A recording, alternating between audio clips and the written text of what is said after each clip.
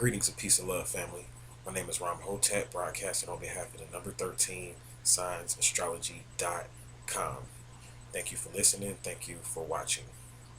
On this particular episode, what I want to do is that I want to discuss some things that I need to be addressed for people that are new to the channel and for some people that may have been watching the channel for a while. And I want to kind of talk about this whole thing about being conscious. And I want to talk about the conscious community. And I want to help people to really understand what exactly is consciousness. Because most of us, once we wake up, once we become truthers, or some people may call us new agers, and things of that nature, we start to call ourselves conscious. And we stop identifying with things that we may consider to be unconscious, or things that we may consider to be unaware. But there's really no, I guess you could say, boundaries, or there's really no standard when it comes to really being conscious or unconscious in most people's minds. And what happens with a lot of conscious people, or so-called conscious people, is that they begin to consider themselves conscious because they're not involved in a religion. And their consciousness actually becomes a religion. What do I mean by this? Say, for instance, you may have been born, most of us were born Christians over here in the West. And you may have been born a Christian and this was your religion. And you may start to wake up and you find out maybe one thing, like say, for instance, you may find out that Jesus didn't exist. And now, since you found out that Jesus didn't exist, you decide to stop identifying with Christianity. And that's cool. That's cool. I mean, you're on the right path. You're doing your research and things like that. But what happens is that now you consider yourself conscious now. And your consciousness becomes going around harassing Christians, trying to prove to them that Jesus didn't exist. But the thing is that if you were ever to prove that to them, and you were to ever break down to them Jesus didn't exist and they were to believe you, what kind of system or standard would you have to replace that with? When you take something like an image out of somebody's mind, or something, a belief system out of somebody's mind, is something that people believe in, you have to give them something else to believe in. Many conscious people, they don't really understand this whole thing of belief. And that's the first thing I want to kind of like really tackle. See, many conscious people, we know that conscious means to know or to be privy of. But the thing is that you still have to have something to believe in. Because when you study the mind works in cycles. It works in cycles. So what happens is that belief is one stage, is three stages to manifesting something through your mind. And belief is the first stage. The second stage is knowing. And then the third stage is what we would call fruition, or bringing this thing into fruition. So what happens with a lot of conscious people is that they kind of turn into know-it-alls, and they try to go around taking away people's beliefs, but they really don't have anything to replace that with. So this is why you kind of see, like in the conscious community, where it's a lot of knowledge out there and it's a lot of truth, so-called truth out there, but conscious people aren't really organized. They haven't really manifested a lot of things that they believe in, because a lot of times conscious people don't believe in just about anything. Because what happens is that a conscious person kind of, some of them, I'm not saying everybody, but they turn into an antagonist, or someone that wants to go around and just take away stuff from people, and they don't want to give them anything back. And I'm bringing this up for a reason, because when you get into studying astrology, this is not a religion. This is true consciousness. This is true consciousness. What do I mean by that? In religion, they give you a bunch of things, a bunch of stories, and they say believe in that. If you don't believe in that, you're going to go to hell. Versus in consciousness, a lot of conscious people focus on taking away a lot of those beliefs from people that are in religion. And that's what the whole conscious thing is based on. It's based upon proving that Jesus didn't exist and proving this and that. But that's not true consciousness. What is true consciousness? This is why I started this channel. See, true consciousness is knowing yourself. Because you got a lot of conscious people, even though they say they're not religious, they want to put morals on consciousness. And they want to put a certain standard on consciousness. So what happens is that they'll, they're not conscious anymore. I mean, they're not religious anymore, supposedly. But then they get into the conscious community and they may see someone, say for instance, they may see someone eating meat. I use that for an example. And they're like, well, we're supposed to be conscious. You're supposed to be a vegetarian. And they look at it like, see, that's a standard. And they want to put this particular universal standard or universal blueprint on a particular individual. And you can't really do that because consciousness is what I would call based on the self. This is why I got into astrology, because you can look into a person's natal chart and you can identify the level of consciousness that they're supposed to be on, or one should learn how to read their own natal chart actually even, and they can identify the level of consciousness that they're supposed to be on. Because many people ask me, well, how come or why come I try to stop eating meat or whatever, and after about 5 days I feel like I need it, or why do I do this and why do I do that? And I could easily say, because you're not disciplined. And if you're truly conscious, then you need to stop eating meat. It just means that you're not disciplined. And that may be the case many times, but some people have it in their DNA to be meat eaters. Like me, for instance, I became a vegetarian at the age of 16 years old. So for me, it was always in my DNA. Somewhere along the line, I tapped into that aspect of my DNA and I was conscious enough. See, that's what it is, to learn how to tap into that aspect of my DNA, to learn how I should become a vegetarian. And see, what happens is with a lot of people, they get into the conscious community and they put these religious standards out. And they say, for instance, they'll still believe that, let me give you a better example. They'll believe that if you're doing drugs, that's immoral. Like if you take DMT, for instance, if you take DMT, well, that's immoral. You shouldn't be doing that because you're destroying your mind and whoop-de-whoop-de-whoop-de-whoop. And then you have another group of conscious people that feel like you're not conscious unless you're doing DMT.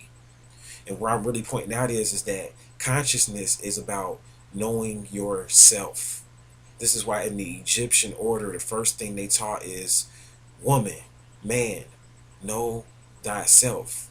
And that's not taught. See, what's happening is that we're bringing morals into the conscious community. We're bringing religious standards into the conscious community, and we're basically turning the conscious community into another religion. And that's not what this channel, you're not coming here for that. That's not what this is about.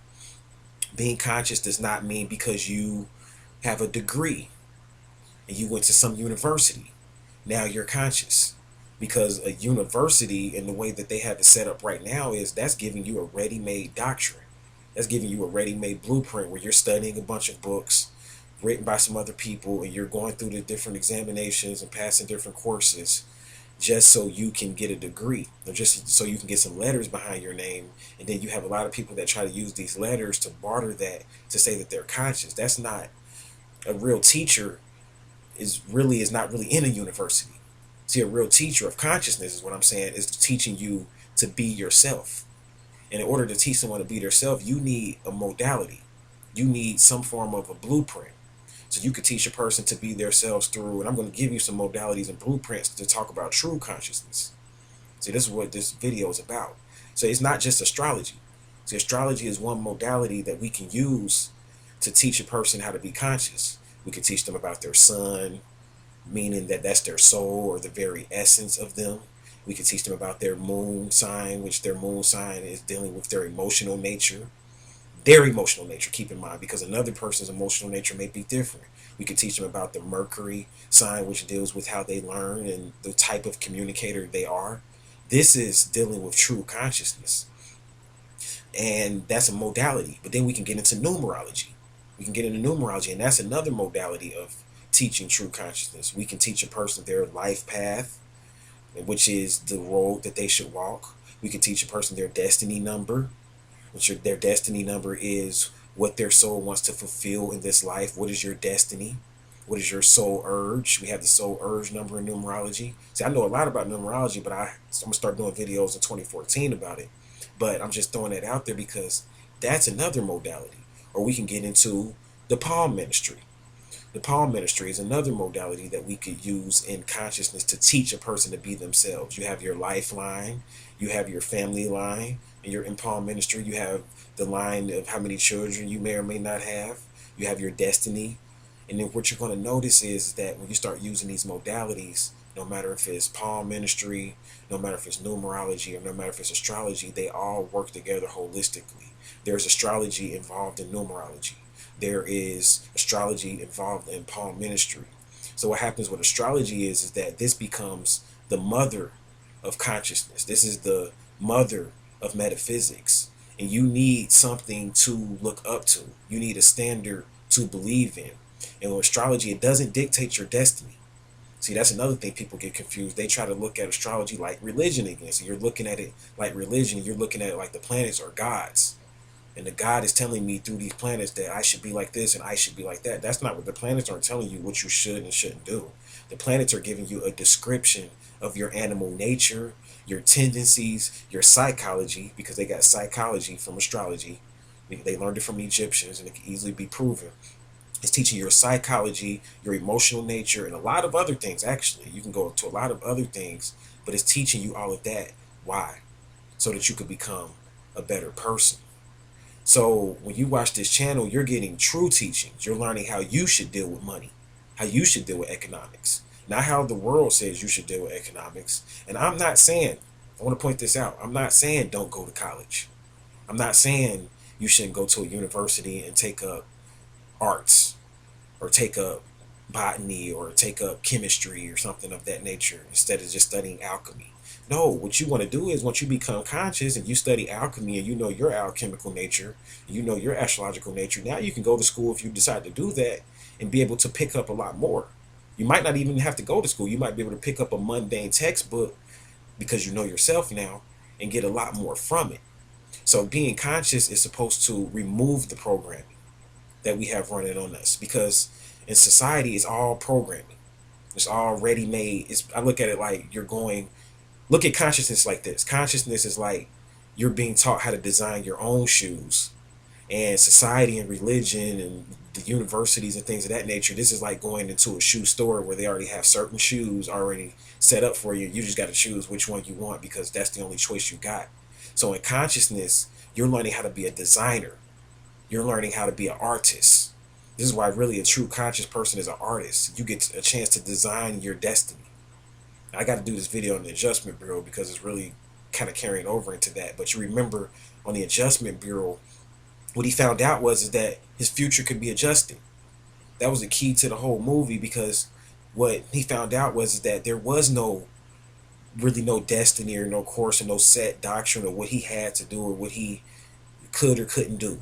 He found out that he could change his future based upon the decisions he made now. You see, your future is based upon the things that you decide to do right now in this moment. And being conscious means to be privy to. Being conscious means to be aware. It means to know. To know what? To know yourself. And you can't know yourself unless you understand what's called the subconscious. And that's what I'll talk about next. Then I'll shut the video down. Now, the subconscious is a key thing in understanding being conscious, because everybody wants to be conscious, and you think because you got on these earrings, and I know people, they heard me talk about this before, you got on this dashiki, or you call yourself a star seed, you're saying you're from Pleiades, or you're indigo child, or you maybe a Moor. Now all of a sudden you're conscious because you're a Moor. Just calling yourself that doesn't make you conscious, because if someone approaches you and challenges you on what you call yourself, you have to know how to defend that. If I call myself a Moor and somebody approaches me and says, well, you're a Moor, so how do Moors go about doing this? If I'm calling myself a Moor, there's a certain way Moors go about doing things. If I call myself a being from Sirius, there's a certain way that beings from Sirius go about doing things. If I call myself an Andromedan, there's a certain way that Andromedans go about doing things. And this can be looked up. It's provable. So what's going on in the conscious community is that there's no standard. There's just a lot of bashing where you become conscious and you focus on people that are religious and what they should be doing, and they, but you're not really getting into the meat of it, beloved. You're not getting into the meat of consciousness. And in order to get into the meat of consciousness, I'll talk about the subconscious. Now, the subconscious is very key. It's located in the 12th house of your natal chart. And you have to understand your subconscious mind before you can become conscious. You're not conscious if you don't understand your subconscious nature, because the subconscious nature is the part that's tied into your memories. This is the part of you that's programmable. Everything that you've ever learned, whether it's from your mother, whether it's from a university, whether it's from church, stores itself in that subconscious mind. And the subconscious mind is the part that you have to learn how to dictate to and learn how to program if you want to manifest a conscious life for yourself. If you want to be conscious, you want the lights to come on, and you'll know that the lights are on because you'll begin to manifest your life versus letting life push you around. You have to study your subconscious mind. You have to study your fears, your anxieties. This is the stuff that's playing out in your subconscious mind. Your dreams, when you dream, this is going into the subconscious mind. What you'll find out is that the subconscious mind takes up more of the mind than the conscious mind does. It takes up a lot more. The subconscious mind is responsible for over 75% of the mind, and the conscious mind is only responsible for 25%. So I would rather be someone that's subconscious than conscious. And this is something that they don't teach in school, because when you're subconscious, this means you're doing internal work on yourself. This means that you've went so much into yourself that you can meditate to change a situation on the outside of you. Say, for instance, you're having car trouble. A conscious person or exoteric person, if they're having car trouble, they're going to go and look around and try to figure out ways to repair their car. They're going to go call a mechanic. They're going to go see how much money it costs and do a lot of outside work, where a true subconscious being is going to go within the self and go within the subconscious mind and understand what's going on in the subconscious mind and figure out how to fix their car from within. I know you're like, well, you still got to get the car fixed. That doesn't make any sense. Everything's physical. But your mind is so powerful on the subconscious level that you can go into a meditation and call into existence the mechanic that you need to get your car fixed. Some people call it praying to God. See, the subconscious mind is like God. This is like when a person is in trouble and they don't have any money and they get put out their home, and they go pray to God in some kind of way. They go outside and they find $200 sitting on the ground. This is a person that went into the self, the subconscious mind, and programmed it. Whether they knew that they were doing this or not, they could have said they were praying to Jesus or whatever. It doesn't matter. They programmed their subconscious mind to believe, because conscious people, they don't like believing stuff, to believe in something, and then it manifested on the outside. See, that's the part of your mind that needs belief, beloved, is the subconscious mind. The conscious part of your mind is the knowing aspect. That's the knowing aspect. So that's when you come out of your meditation, you've programmed your mind on the subconscious level, you've put light and shed light on certain situations that are going on in the exoteric, and you know that the solution is out there. And then once you find a solution, you go into the fruition aspect. So the subconscious mind, the mind tells the subconscious what to do. And this is why when people have fears, they manifest their fears through the subconscious mind. This is why people that are fearful, that their life becomes fearful. Their life becomes a scary movie, I should say. And the things that go on the outside of them in their life is basically a reflection of what's the fears and anxieties they have in their subconscious mind. This is why a person that has a lot of fear, say for instance, they may have anxiety about being late for work, and they're anxious about it. This is a fear. And it's an anxiety, or it's being anxious, but it's still a fear. And they're anxious about being late for work all the time. And they just seem to always end up being late for work all the time. A person like that, you need to reprogram your mind and give it beliefs and say, I'm not going to be late for work. I mean, I remember I used to do this when I had a job and I worked up in Mason, Ohio. And it was far from my house and there used to always be traffic getting there. And I had a problem being on time. That's why I'm using this example. I had a problem being on time for work. And I would tell myself, look, only got 10 minutes to get there, and it's a 10-minute ride, and it's normally traffic every day going. I only got 10 minutes to get there, but I'm not going to be late. I remember I got to that point, I'm not going to be late. Don't you know that when I started to tell myself that the first couple times it didn't work, I was still late because I still had that fear and anxiety, but I promise you, the universe is my witness on this, that if I'm lying, I will get negative karma. That what happened was that I began to still leave out late because I was still running late or whatever. And from me telling myself that over and over again, don't you know that traffic started clearing up? Every other day, I'm talking about weeks on end, it was always traffic going to this location. But for some reason, when I started to tell myself I'm not going to be late, and I really believed that, like I would turn on some music and just block it out, like I'm not going to be late. And don't you know, it got to the point where I would get there and there would be no traffic and I would just breeze to work. For some reason, it just stopped being traffic. Then it got to the point where, since I was telling myself this over and over again, I programmed myself to start waking up earlier and doing what I was supposed to do. And I started being able to have more time. Once I got to work, I was there early. I can go to the snack machine, or I can go take a break and go chit chat with some ladies or something like that. Because what happened was that I reprogrammed my life through my subconscious mind, and I took away my anxieties and my fears. So this is why it's important that, and I'll say this to shut this video down, that we don't take people's beliefs away from them without giving them something back. So when you get your natal chart, what happens is that you're understanding your animal nature. It's nothing. You don't have to believe in, I mean, you don't have to let it limit you. That's where basically where I'm getting at. You're limitless. You don't have to let your natal chart limit you. Your natal chart is not supposed to limit you. It's supposed to tell you about the tendencies of your mind, the psychological nature, the way that you relate in relationships, so that you will know, so that now you can reprogram yourself to be a different way. That's all the natal chart is. It's a modality that tells you about yourself. And basically, it's a program. And once you learn this program, which is yourself, the internal aspect of your nature, you can now reprogram yourself to be a different way. And the goal of getting a natal chart is you're supposed to rise above all of that. This is when you get into being what's called spiritual. And a spiritual being is one who is not limited to the animal nature of their self. You cannot call yourself spiritual if you still have boundaries. If you tell yourself, I can't go without having sex for 6 months. I know I can't do it. You're not a spiritual being. A spiritual being has no limit, because spirit is breath. Spirit is love. Love is in the air. So you breathe in spirit. Spirit literally means breath. That's what it literally means when you research it, the etymology of the word spirit.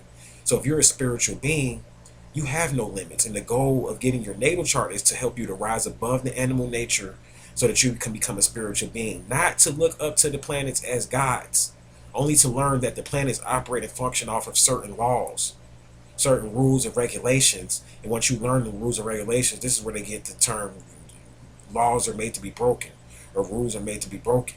It's not that you're breaking the rules and getting negative karma that way. It's you're breaking the rules based upon you're a spirit and you rise above those rules. You're finding loopholes. This is what they call legal loopholes. For instance, if I know that there are certain rules and regulations and codes regulating driving, then I need to stop driving. It's that simple. This is when you find out, this is how you learn how to find legal loopholes. I can start walking by not driving, or I can travel. See, there's different ways to go about doing that. But the bottom line is that I need to stop driving. And I'm not telling you to go out here and turn in your driver's license, because a lot of people are going to get into that. This is not a sovereignty class. This is helping you to understand the metaphysics of words and things, and how we program our mind to believe in certain things into our subconscious mind. So the goal of getting a natal chart is to become spirit. We're spiritual beings having an experience in animal self. All of the constellations represent different aspects of the animal self. Some constellations are human. They're human constellations, and they have humans representing the different glyphs for the constellation. Some constellations are animals, like bulls. In Chinese astrology, we have snakes. I have yet to talk about Chinese astrology. I need to get into that at some point next year. But at the end of the day, all astrology talks about, you notice they use a lot of animals, a lot of animal symbols, and this is because the animals are the keys to us understanding our nature when it comes to our instinctual nature. And that's what astrology helps you to understand, or we get our instincts from the animal kingdom. Don't laugh at a person that has a connection with animals. Most of your spiritual beings, they'll start to find out once they get out of studying all the other stuff, astrology and numerology and economics and physics and all of that, they'll find out that they gain most knowledge, the most knowledge from studying the animal kingdom. People that are really in tune with nature are some of the most wisest people, because they understand the animal kingdom. This is how they get over their instincts. You want to understand the chakra system, first you got to understand the animal nature of each chakra. Each chakra has a different type of animal nature attached to it. So if you want to rise above your fears, you want to become astro-conscious, you want to become a super conscious being, you have to learn how to program the subconscious mind with new beliefs. Don't take away a belief without putting a new belief in it. You have to learn what your nature is and your character is. If you know you have tendencies towards eating meat, you need to tap into that part of your DNA to figure out what ancestor is in me that's making me want to eat meat. Because your desires and things of that nature come from your programming of your DNA. And your programming of your DNA goes again back to your subconscious mind. I'm going to do a video on DNA to talk more about that, but you can reprogram your DNA by tapping into the mind. The mind calls into existence every aspect of the self. So in studying astrology, you're studying your mind.